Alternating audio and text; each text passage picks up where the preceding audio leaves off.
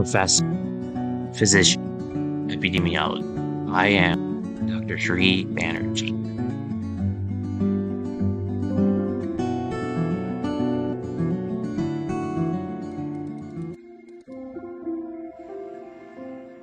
Hello, I am Dr. Sri Banerjee, core faculty for the College of Health Sciences and Public Policy at Walden University. And in this brief tutorial, what I'm going to do is I'm going to show you how to create a map on a cloud-based ArcGIS software. So let's get started. So on the left-hand side, what you'll see is several important menu items. So the top menu item is layers, and then you talk about tables, and then the base map. So what you can do is you can kind of switch around the base map and provide layers. So let's start with base map here. So what are some neat base maps that you can start with when you're creating your map? There's quite a few options. And what I encourage you to do is select a few of these options and then see how they look.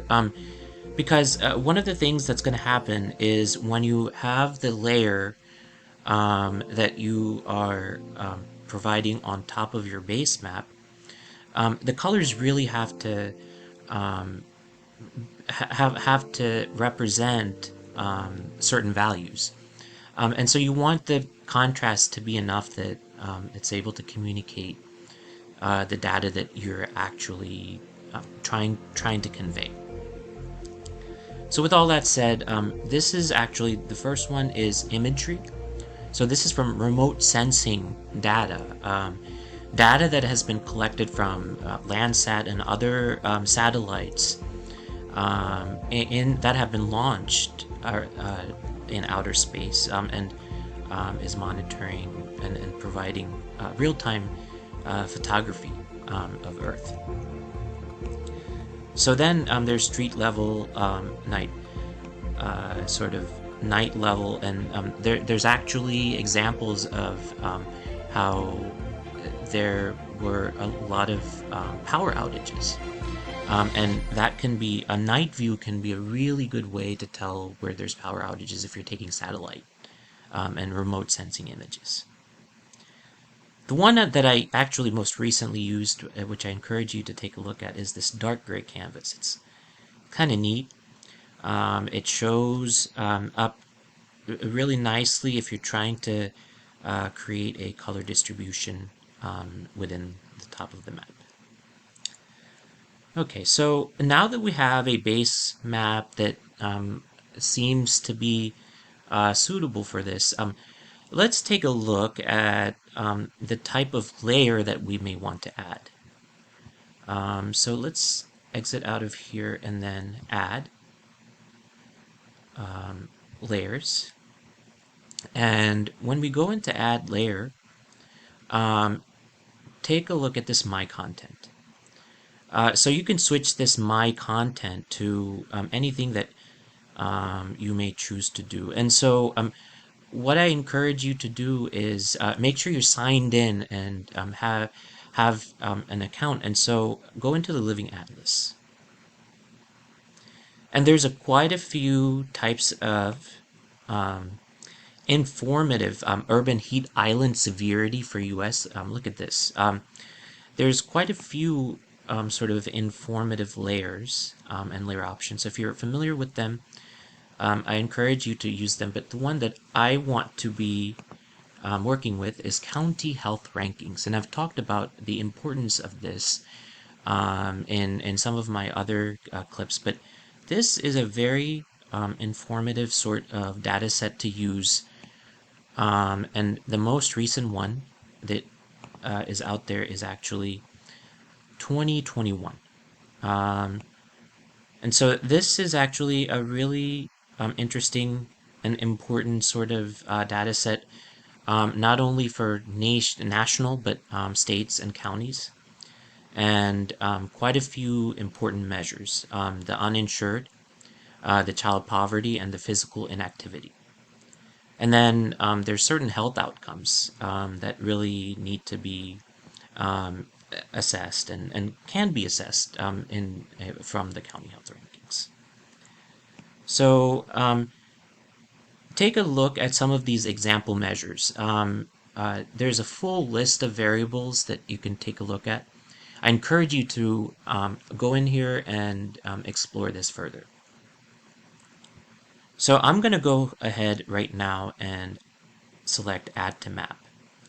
And the one that automatically populates on your map is the life expectancy. But say you're not really wanting just life expectancy, because I just told you that, county health rankings actually goes into quite a few different types of variables. So let's look at changing this to something that maybe is suitable. So here are properties, and under properties there's information, and you have effects, and sometimes you'll have to change some of this around. So look at county, and change this around so that you can get to the proper type of map. So then if you look at the very right hand side, there's quite a few menu options that you can go through. And the one I want you to go to take a look at is styles. And here you can change, this is where you can change out the chosen attribute to something that you are interested in. And you can do that by looking at add field. And you might be interested in understanding something about the aging population, maybe something about obesity. So let's talk about percent 65 and older and select that.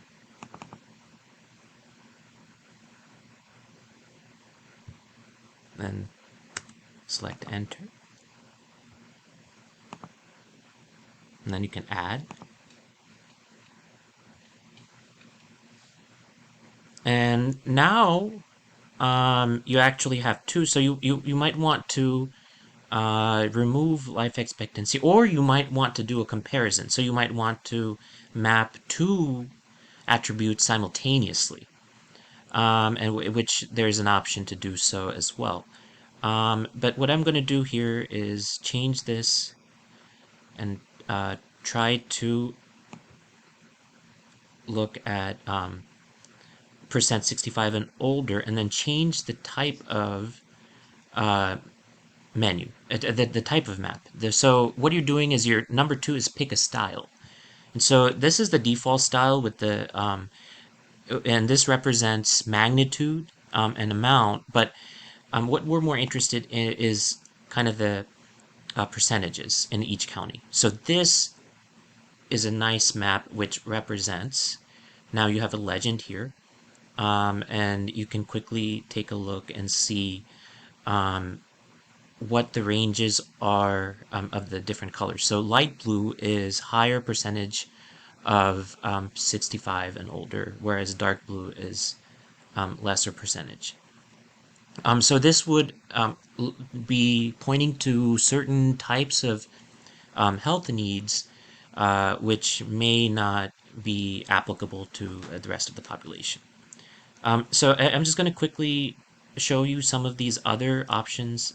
Filter, you can actually kind of query the data set. There's some nice effects that you can kind of take a look at.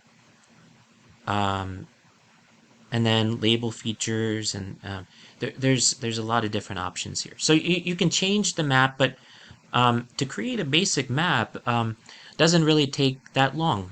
From start to finish, we were able to create this map in about 10 minutes. So as you can see, this is ArcGIS is not only quick and easy to learn, you can really create powerful and informative types of maps that then can be used to create policy level measures. And you can zoom into any county really on this map, and it will show you kind of what the exact life expectancy is. So quite a few features, quite a few hidden features that if you hadn't watched this video, you probably wouldn't know about, but now you know. So thank you for taking the time to listen to this video.